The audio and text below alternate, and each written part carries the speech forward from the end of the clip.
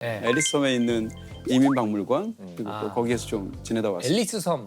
맨하탄 최남단인 배터리 파크라는 곳에서 자유의 여신상, 앨리스 섬 그리고 이제 다시 뉴욕으로 맨하탄으로 돌아오는 이렇게 약간 두 섬을 연결해서 연달아 보도록 되어 있더라고요.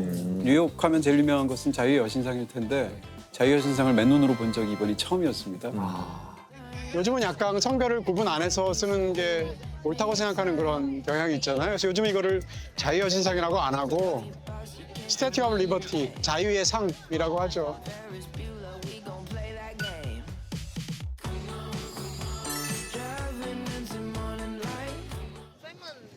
여기보다 거기가 더 가고 싶다고 하셨잖아요.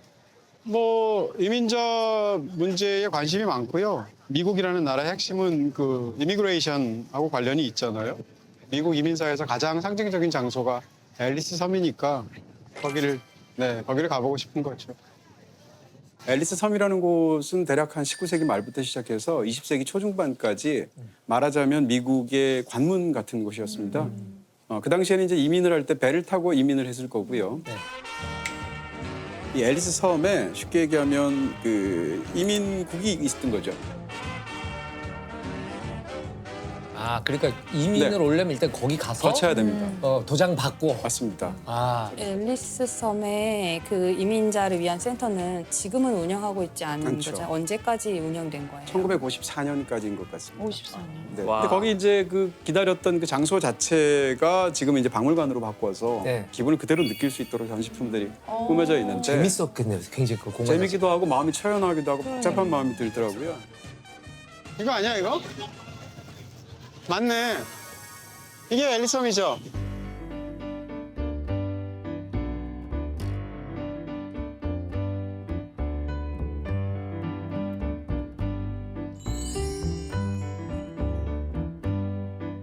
진짜 이민 온 것 같아. 이 건물 자체를 애초에 이민국에서 사용하던 건물인데 세월이 지나서 이 건물 자체를 박물관으로 바꾼 거죠.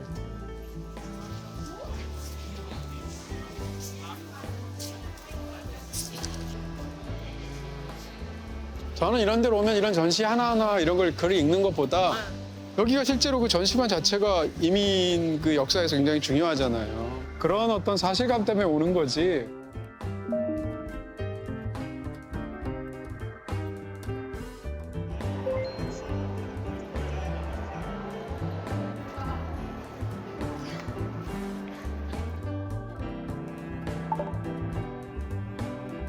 홀 같은 거 이런 걸 보고 싶었어요. 그러니까 처음 이민자들이 여기 왔을 때 이 룸이 여기 대기하는 룸인데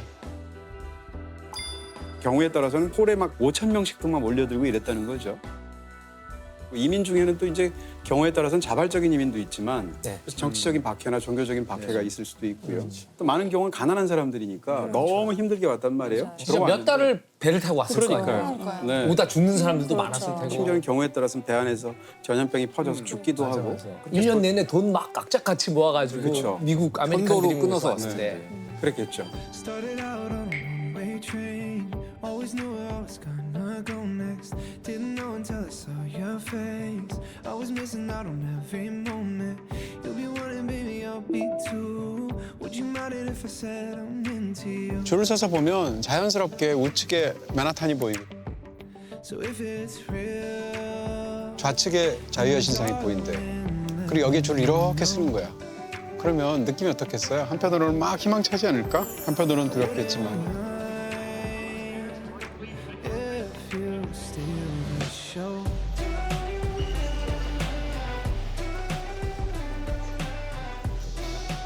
여기 지금 여기가 지금 물론 잘 꾸며져 있지만 하다못해 지금도 아무 잘못도 없는 그 뉴욕에 들어오는 상황에서도 항상 입국이 잘못돼서 대한항공으로 돌아가면 어떡하지 뭐 이런 거 있잖아요.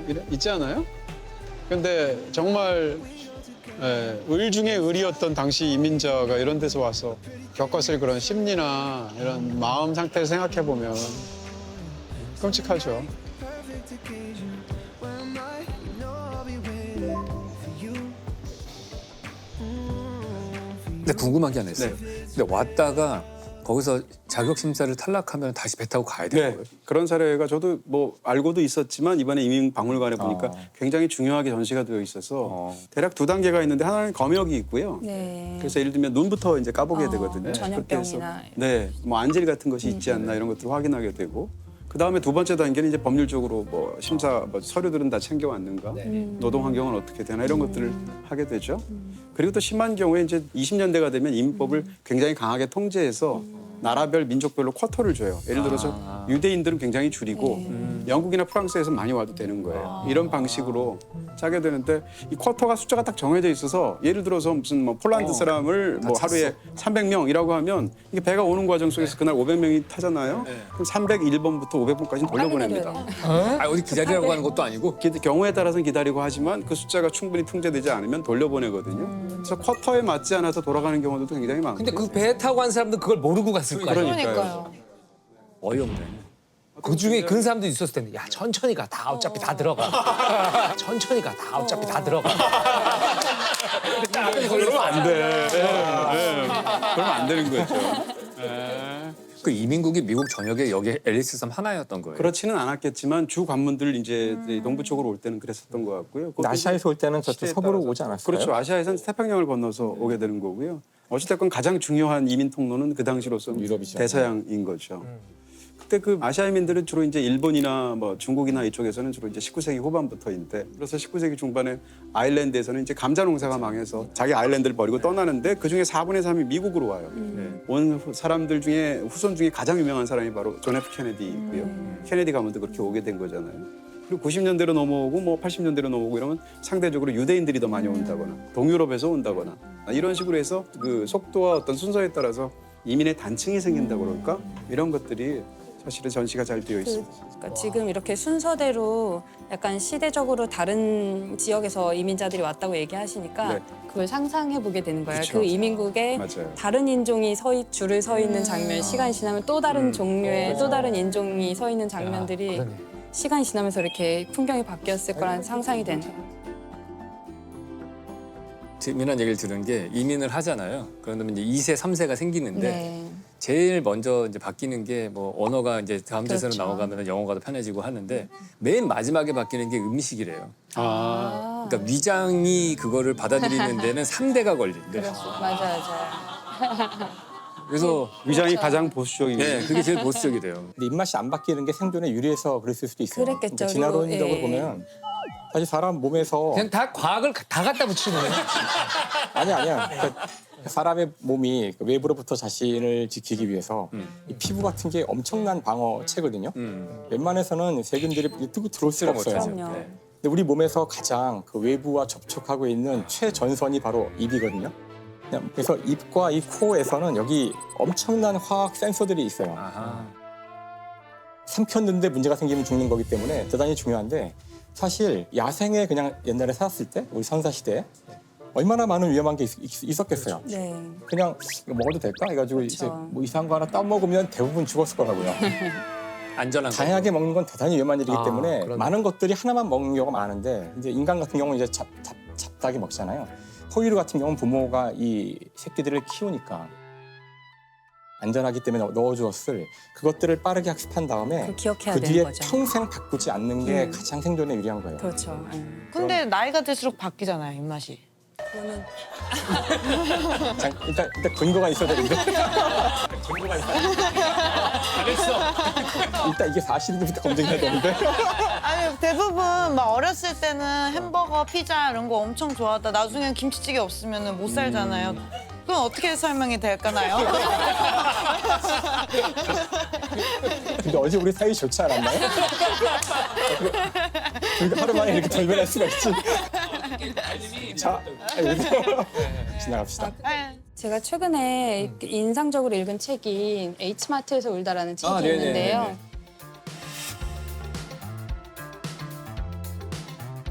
이게 H마트라는 곳이 이제 한국 음식 재료를 많이 파는 그래요? 예, 미국 전역에 있는 굉장히 큰 프랜차이즈 마트예요. 저도 많이 그래서, 갔습니다. 예, 한국 음식, 한국 과자, 그리고 때로는 뭐 한국에서 온 책 같은 것도 팔기도 하고, 네. 뭐 옛날에 비디오 테이프 가게가 그 옆에 막 같이 서고 그러는 공간이 H마트거든요. 미셸 좌우너라는 가수 이렇게 음악 활동을 하고 있는 분이신데요. 그분이 이제 미국에서 완전히 자라서 미국인이고 어머니는 한국인이고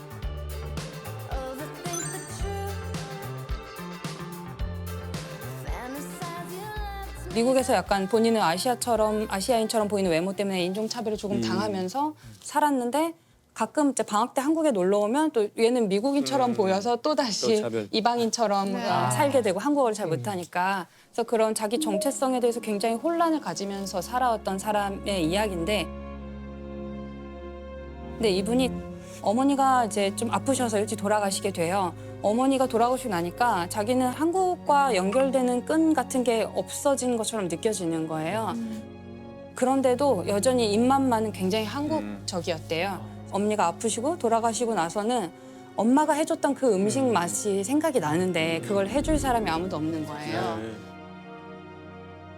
There was a part of me that felt, or maybe hoped, that after my mother died, I had absorbed her in some way, that she was a part of me now. 그러면은 저도 이제 캐나다에서 H마트를 진짜 많이 찾아갔었거든요. 그래서 그때 막 촬영을 할 때도 뭔가 서러운 날 있잖아요. 뭔가 오늘 잘 안 됐을 뭔가 때. 서러운 날 집에 혼자 가서 뭐 된장국이라도 끓여 먹던지 이렇게 하면 뭔가 이렇게 공허한 게 그쵸, 채워지는 엄마가 같이 있는 공간처럼 네, 느껴지고 그럴 테니까. 느껴지더라고요. 그래서인지 사실 우리 미국에 온 지 며칠 안 됐잖아요. H마트 들어가자마자 너무 행복해 하시는 거예요. 코리아타운의 H마트 쪽으로 가려고 하거든요. 자, H마트 앞에 왔습니다. 너무 오랜만이에요. 들어가볼까요? 엄청 커요. 아 진짜 크다. 입구에서 이렇게 크지 몰랐는데.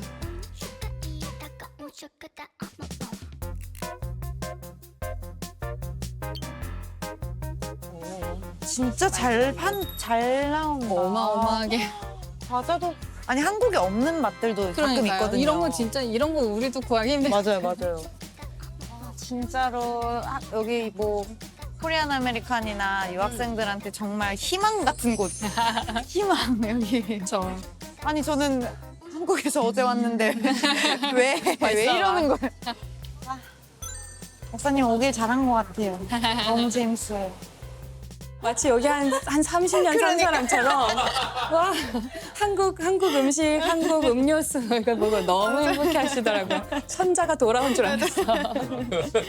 요즘 미국에서 한국 교포들 2세 이분들의 작품들이 굉장히 좀 화제가 되고 있다 그러더라고요. 그 미나 씨 출연하셨던 김상욱 교수님 못 본 그 드라마 파친코. 네, 그 파친코도 우리 교포 2세 분이 그렇죠. 예, 하신 작품이잖아요. 이 소설 내용도 이제 이 이민자들 네. 얘기라면서요. 네. 그래서 이제 제가 맡은 선자가 부산 영도에 사는 정말 아무것도 모르는 섬 여자아이가 일본에서 온 한국 목사님과 결혼을 하면서 오사카로 넘어가게 돼서 이제 평생을 거기에 살거든요. 그러니까 선자는 본인의 이름이 선자인지 반도노부콘지를 결정을 못 해요. 일본식 이름. 네, 일본식 이름을. 가서 그쪽 구성원으로 인정받지 그렇죠. 못한 거군요. 그쪽 구성원으로도 인정을 받지 못하고 한국에서도 인정을 받지 못하는 거예요. 왜냐면 이민을 가버렸으니까. 내가 누군지가 이제 국적에서부터 나오는 게 굉장히 크잖아요. 그럼요. 저의 아들들은 집에서는 막 한국어를 하고 너 한국인이야 라고 이야기를 하는데 사실 학교 다니거나 이럴 때는 일본어를 하지 않으면 왕따를 당하기도 하고 너무너무 힘들게 살아가야 하잖아요. 심지어 한국에서 태어나지도 않은 아이들이라면 그렇죠. 너무 더 그렇죠. 어렵죠. 저는 이제 이런 이야기를 전달을 하는 표현을 하는 배우로 너무 혼란스럽더라고요. 내가 누군지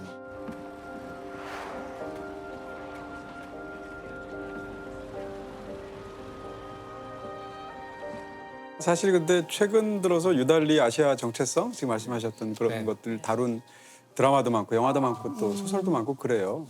왜 그럴까를 제가 한번 생각해 본 적이 있는데 네. 제 추측으로는 이민 정책의 역사와 사실 관련이 있는 것 같아요. 무슨 네. 얘기인가 하면 1965년 전에는 본격적으로 미국을 이민 못 온단 말이에요. 네. 왜냐하면 아시아인들 자체를 쿼터를 굉장히 줄여서 음. 1년에 아시아인들을 수백 명 정도로 묶어요. 그러니까 65년 전후는 아시아에서 오기 어렵죠. 그러다 65년도에 이민법이 굉장히 크게 바뀌어서 아시아 쿼터를 엄청 늘리게 되거든요. 아. 그러면서 한국에서 본격적으로 미국으로 이제 이민 가는 붐이 생기게 되는 게 60년대 후반, 70년대. 그 생각이 나요. 어렸을 때 친구네 집 가면은 야 이게 뭐야? 미국에 우리 고모가 미국에서 그렇죠. 이게 한 집 건너 한 집에는 꼭 미국 이민자들이 있어요. 다 있잖아요. 미국 고모, 이제. 미국 삼촌 항상 있잖아요. 아 진짜요? 거기서 사온 거라고 해서 이렇게 주죠. 연필 뭐 이런 거 기억나네. 엄청난 자랑거리예요. 이거 우리 고모가 미국에서 보낸 크레파스야. 와, 씨. 크레용 진짜. 아니 그러니까 그 연장선상 이걸 역산을 한번 해보는 거예요. 최근에 한국에서 약간 역주행했다고 크게 화제가 됐던 엘리멘탈이라는 애니메이션이 있어요. 네. 엘리멘탈이라는 애니메이션은 피터 소원이라는 사람이 이민 2세이기도 하고 네. 사실상 영화 속에 나오는 불족이 재미교포예요. 네네. 영화에서 실제로. 피터 소원을 제가 이번에 오기 직전에 찾아봤거든요. 네. 1977년생이에요. 네.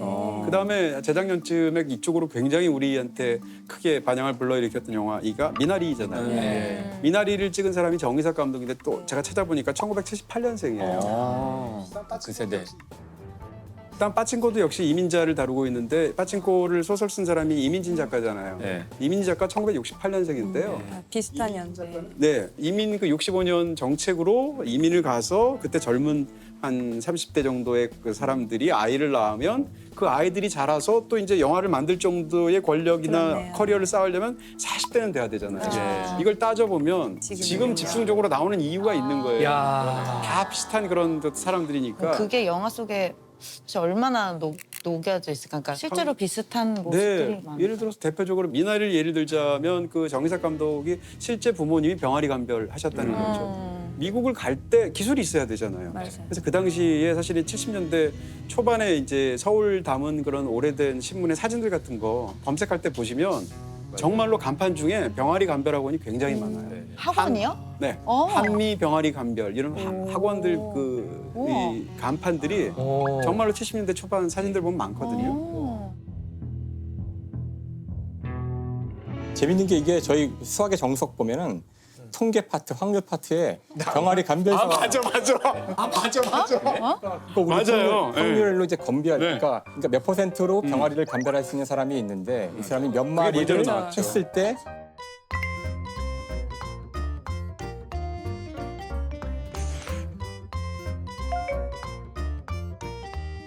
한 시간에 몇 네, 마리를 할 그거를 수 있는가 뭐 봐요. 다 맞출 것이 95%의 신뢰 수준에서 야, 공부 잘하는 사람이야. 그 예를 난 정규 때 기억에 나는 게 정규 때 문제. 야, 기억에 나는 게 그렇게 보면 그 홍성대 씨가 저자잖아요. 홍성대야. 그분이 생각해 보니까 그 책을 썼을 쯤이 본인의 이런 것들하고도 사회 분위기랑 70년대 썼을 테니까. 반대의 사회 맞아. 분위기네요. 최근에 나왔던 아까 말씀드렸던 엘리멘탈이라는 애니메이션은 네. 그 엘리멘트 시티라는 도시가 아예 서로 다른 네 개의 뭐 종족들을 따로 타운을 건설해요. 서로 안 섞이게. 네. 그러면서 각자의 특색을 가지면서 한데 모여서 사는. 예전에는 이제 인종의 용광로라고 하면 멜팅팟이라고 해서 그 안에 모든 것이 녹아 들어간다는 뜻은 자기 특성을 버려야지 섞이는 게 가능한데. 버려야지. 뭐 요즘은 이제 뭐 샐러드 볼이라는 표현도 쓰잖아요. 샐러드가 뭐 사과도 섞고 배도 섞고 섞이긴 하지만 자기의 사과의 맛은 그대로 갖고 들어가는 거죠.